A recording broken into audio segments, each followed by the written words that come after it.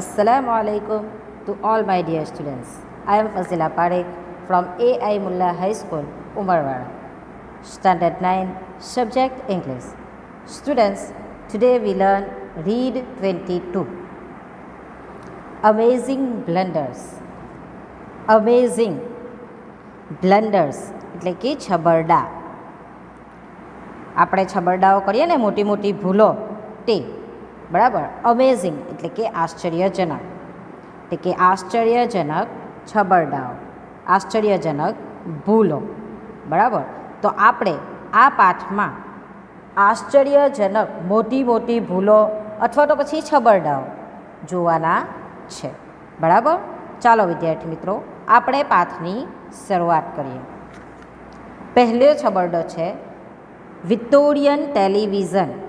Victorian એટલે કે Victoria યુગનું television બરાબર. તો આપણે વિક્ટોરિયન એટલે કે વિક્ટોરિયા યુગ, આપણે કયા યુગમાં જીવી રહ્યા છે? મોડર્ન યુગમાં બરાબર.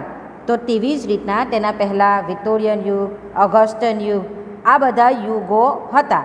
તો અહીંયા કયા યુગની વાત કરેલી છે? કે વિક્ટોરિયા યુગના ટેલિવિઝનની વાત કરવામાં આવેલી છે બરાબર.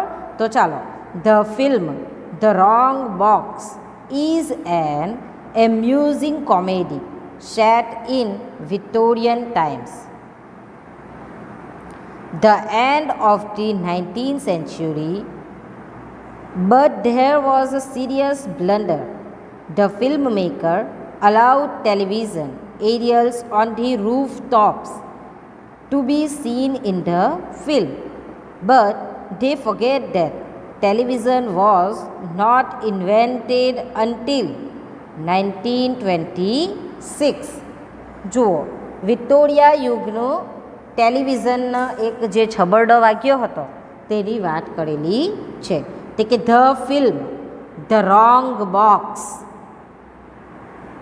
શું કહે છે? The film the wrong box is an amusing comedy set in Victorian times. એટલે કે એક ફિલ્મ, કયા ફિલ્મની વાત કરેલી છે? કે ધ રોંગ બોક્સ. એ શું થયેલું હતું? The film the wrong box is an amusing comedy set in Victorian times the end of the 19th century. એટલે કે 19મી સદીના અંતમાં કયું ફિલ્મ? તો કે ધ રોંગ બોક્સ એ 19મી સદીના અંતમાં વિક્ટોરિયા યુગમાં બનેલી એક રમૂજી કોમેડી, એમ્યુઝિંગ ઇટ મીન્સ રમૂજી કોમેડી છે. કયું ફિલ્મની વાત કરી છે? કે the wrong box. But there was a serious blunder. પણ તેમાં એક ગંભીર, સિરિયસ એટલે કે ગંભીર, બ્લન્ડર એટલે કે છબરડો, મોટી ભૂલ. પણ તેમાં એક ગંભીર ભૂલ થઈ હતી. શું ભૂલ થઈ હતી તે જુઓ. The film maker allowed television aerials on the roof tops to be seen in the film.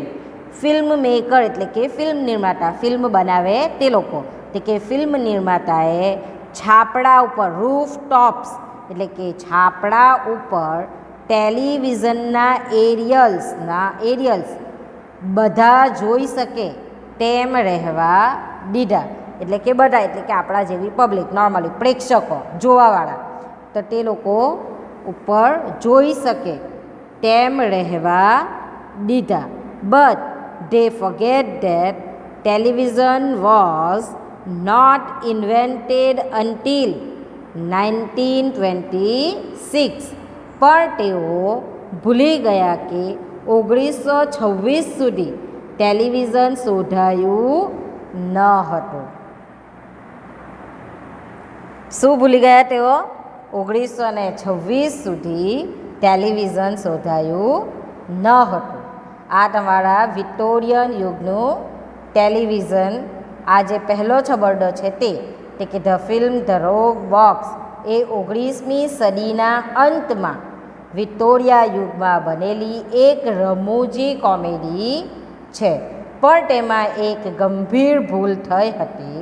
એટલે કે તે ફિલ્મમાં શું કે ફિલ્મ નિર્માતાએ છાપડા ઉપર ટેલિવિઝનના એરિયલ્સ બધા એટલે કે બીજા બધા જોઈ શકે તેમ રહેવા દીધા, પણ તેઓ એવું ભૂલી ગયા કે 1926 સુધી ટેલિવિઝન શોધાયું ન હતું.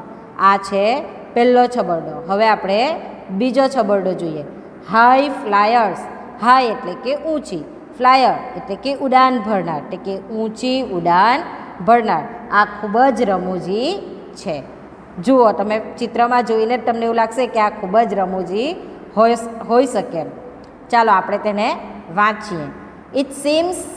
It seemed a good idea of Larry Walters to tie some gas balloons to the chair, and the system worked better than he had expected. Within minutes, he was flying 3 miles high and still climbing. It gave pilots from the nearby Long Beach Airport near Los Angeles, USA, a shock. They informed a strange man flying in a deck chair. Larry was able to land after bursting some of the balloons with his penknife. But when he landed, he was immediately charged for flying without a license. જુઓ, આપણું બીજું blunder શેના ઉપર છે કે ઊંચી ઉડાન ભરનાર ઉપર. તો જુઓ અહીંયા શું છે, it seemed a good idea to Larry Walters to tie some gas balloons to the chair, and the system worked better than he had expected. જુઓ, આ લેરી વોલ્ટર્સ કરીને એક વ્યક્તિ છે, તેણે શું કર્યું, એના દિમાગમાં એક આઈડિયા આવી, યુક્તિ આવી. કેવી યુક્તિ આવી? તે કે ચેર, ખુરશી સાથે થોડાક શેના ફુગ્ગા, કે ગેસ બલૂન. ગેસ બલૂન તમે લોકોએ જોયેલા છે ને, ગેસના ફુગ્ગા મળે તે આપણા હાથની અંદર હોય ને, છૂટી જાય તો તરત જ તે ફુગ્ગા ઉડી જાય એકદમ ઊંચે સુધી. જોયા છે ને આ ફુગ્ગા?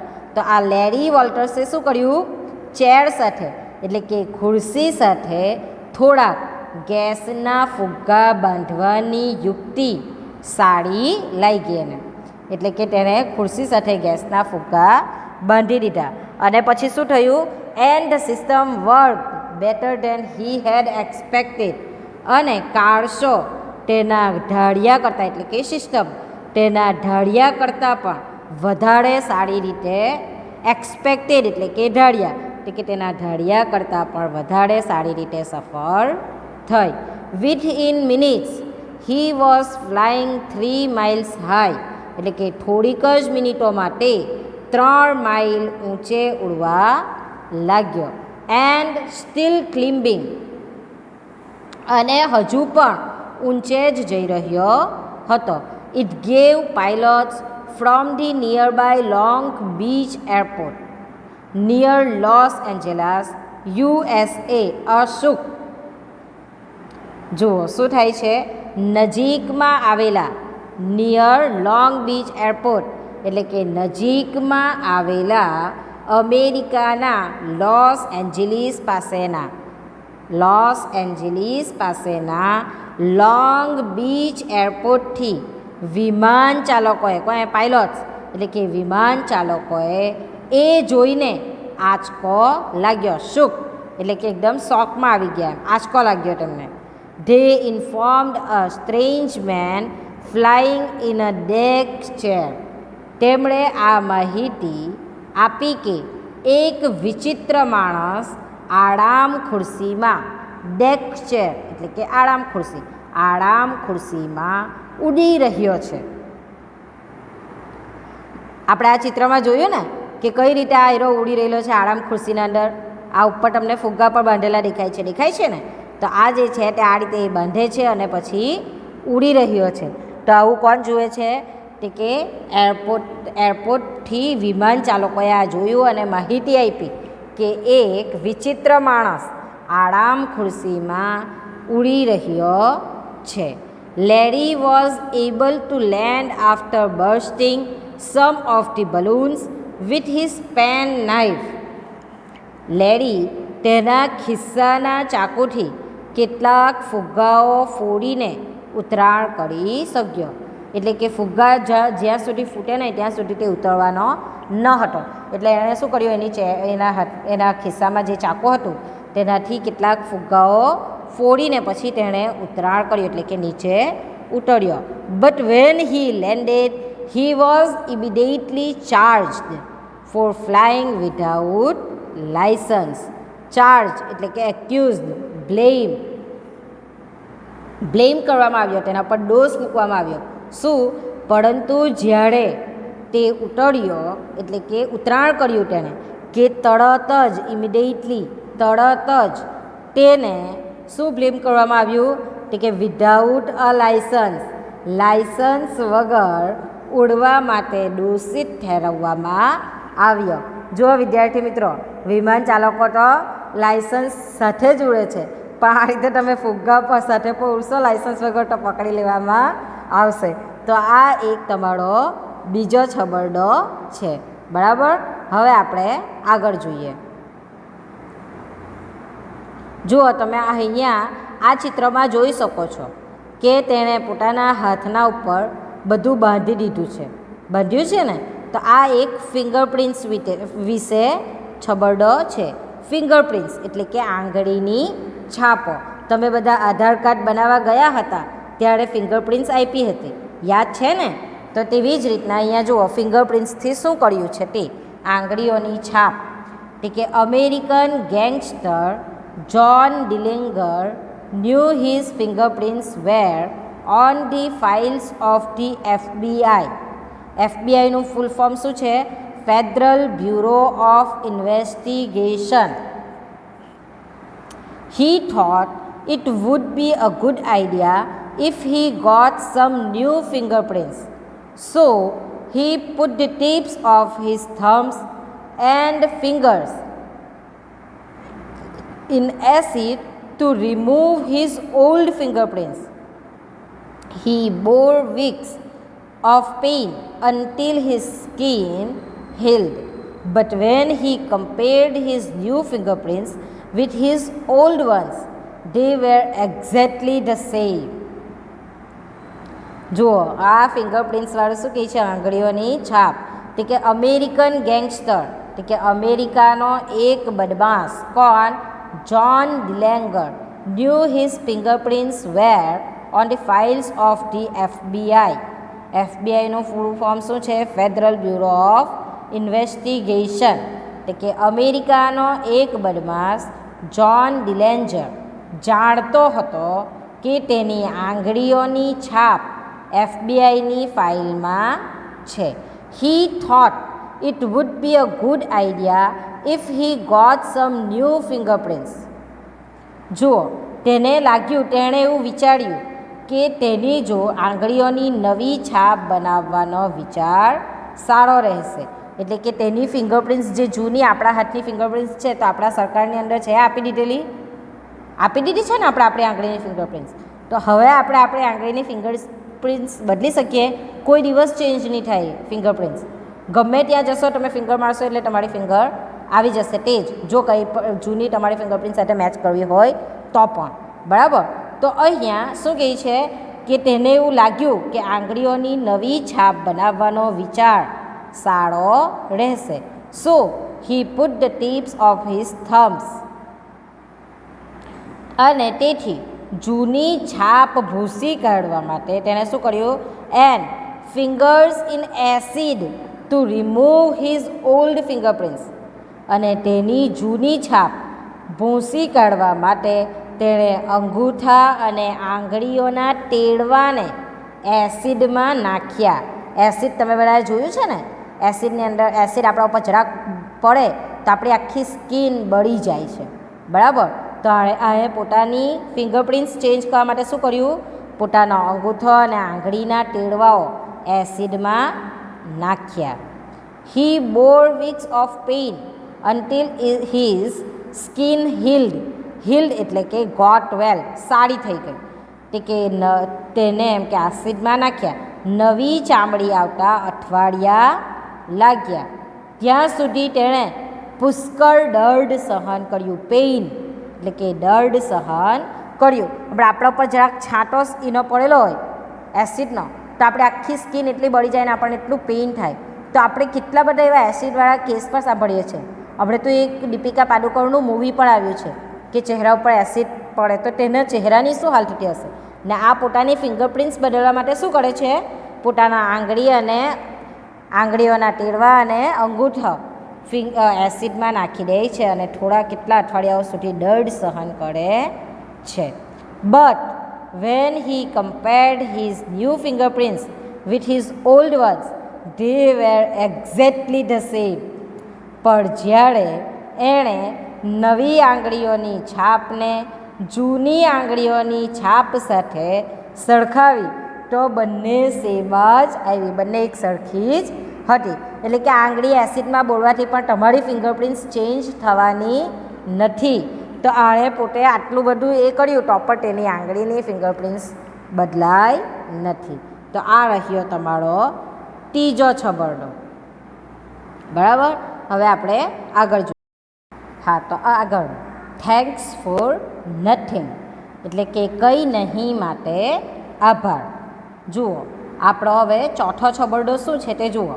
Robert Wilson, a lawyer from Windsor, England, receive a tax demand for £00 with instruction that he had to pay before January 1975.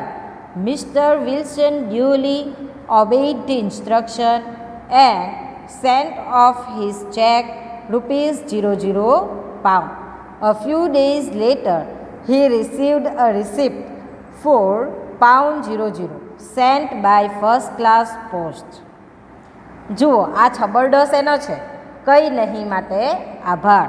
એટલે કે Robert Wilson, a lawyer from Windsor, England, receive a tax demand for £00 with instruction that he had to pay before January 1975. જુઓ ઇંગ્લેન્ડના lawyer એટલે કે વકીલ, ઇંગ્લેન્ડના વકીલ શેના, ઇંગ્લેન્ડના Windsor શહેરના, કયાના, Windsor શહેરના રોબર્ટ વિલ્સન નામના એક વકીલને શું મળ્યું તે કે £00 ટેક્સનો પત્ર આવ્યો. એમાં શું ઇન્સ્ટ્રક્શન હતી, ઇન્સ્ટ્રક્શન એટલે કે સૂચના, with instruction that he had to pay before January 1975. એમાં સૂચના હતી કે જે ટેક્સનો લેટર આવ્યો તેમાં શું સૂચના હતી, £00નો ટેક્સનો એ આવ્યો અને તેમાં શું સૂચના હતી સાથે, જાન્યુઆરી 1975 પહેલાં તે કર ભરી દેવો એટલે કે ટેક્સ ભરી દેવો. Mister Wilson duly obeyed the instruction. Duly એટલે કે પ્રોપરલી, યોગ્ય રીતે, ઓબેઇડ એટલે કે માનવું, ઇન્સ્ટ્રક્શન એટલે કે સૂચના. શ્રી વિલ્સને આ સૂચનાને યોગ્ય રીતે અનુસરી and sent off his cheque for £00 અને અનુસરીને £00નો ચેક મોકલી આપ્યો. A few days later, he received a receipt for £00 sent by first class post. અને થોડા દિવસ પછી તેમને ફર્સ્ટ ક્લાસ ટપાલથી મોકલાવેલી £00ની ચૂકવણીની રસીદ મળી. જુઓ £00નો પણ ટેક્સ આવે. તો આ રહ્યો તમારો ચોથો છબરડો. આપણે હવે આગળ જોઈએ. ધ નોન સ્ટોપ, નહીં અટકવાનું અટક સ્થાન, સ્ટોપ કોઈ જગ્યાએ નથી તેવું. એટલે કે David Lasbrook and his friend John Henderson were waiting for a train at Hamble station near Southampton, England, one Sunday in January 1983. The train duly arrived and the boys were about to get on when the guard put his head out of the window and stopped them. You can't get on, he said. We don't stop here on Sundays. We only stopped to tell you we don't stop. જુઓ, નહીં અટકવાનું અટક સ્થાન. અહીંયા શું છે જુઓ, David લાસબ્રુક and his friend John Henderson were waiting for a train at Humble Station near Southampton, England, one Sunday in January 1983. જાન્યુઆરીના 1983ના એક રવિવારે ઇંગ્લેન્ડના કોણ તે કે સાઉથેમ્પ્ટન નજીકના હેમ્બલ સ્ટેશન પર ડેવિડ લેસબ્રુક અને તેના મિત્ર જ્હોન હેન્ડરસન એક ટ્રેનની રાહ જોઈ રહ્યા હતા. શું કરી રહ્યા હતા? વેઇટિંગ ફોર ધ ટ્રેન, એટલે કે ટ્રેનની રાહ જોઈ રહ્યા હતા. The train duly arrived. Train duly arrived એટલે કે સમયસર આવી. And the boys were about to get on when the guard put his head out of the window and stopped them. જો છોકરાઓ ચડવાની તૈયારીમાં હતા, એટલે કે ગાડી આવી અને છોકરાઓ ચડવાની તૈયારીમાં હતા, ત્યારે ગાર્ડે શું કર્યું? Put his head out of the window, એટલે કે ગાર્ડે બારીની બહાર ડોકું કાઢ્યું અને તેમને અટકાવ્યા.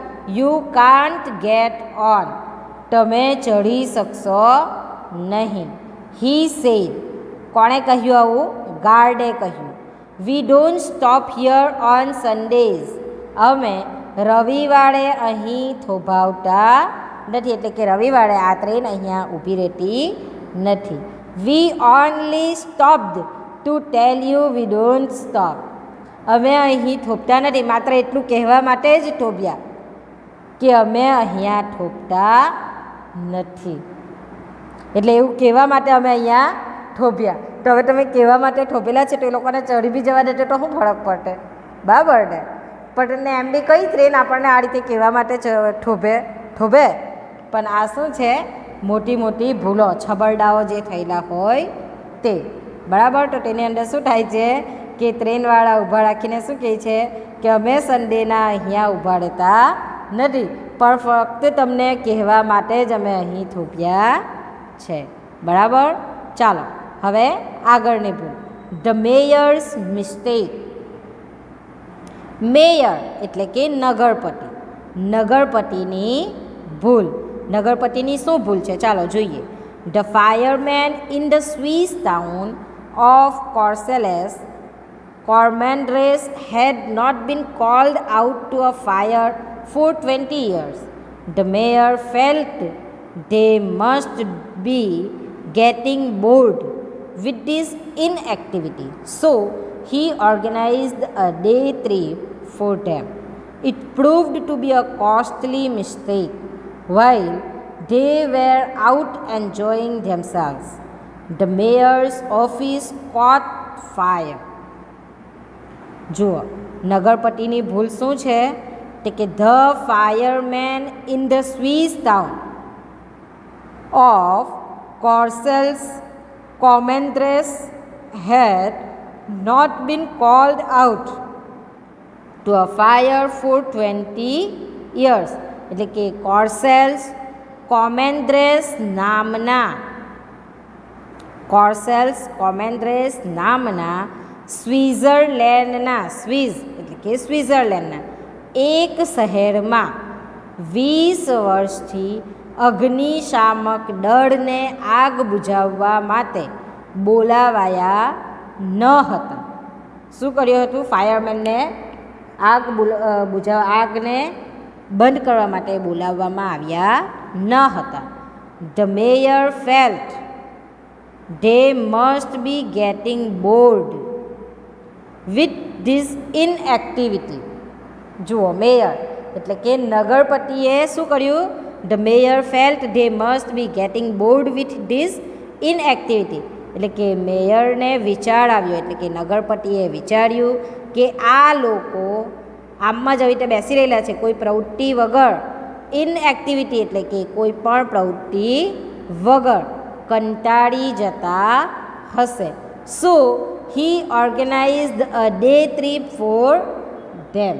તેથી તેમણે તેમના માટે એક દિવસનો પ્રવાસ ગોઠવ્યો.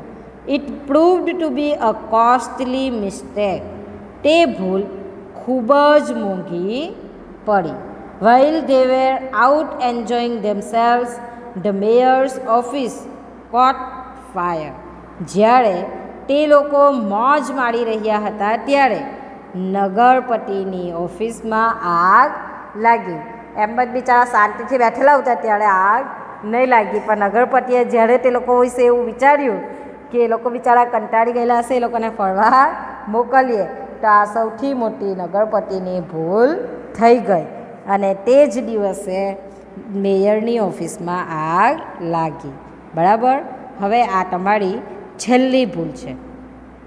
છેલ્લો છબરડો આપણે જોવાનો છે. વોર્ડ ડિસ્કવરી એટલે કે વોર્ડ એટલે કે એક વિભાગ, બરાબર, એક રૂપ. એટલે કે ડિસ્કવરી એટલે કે શોધ, એટલે કે વોર્ડની શોધ કરી, એક વિભાગની શોધની વાત કરેલી છે. ચાલો, કયા વિભાગની?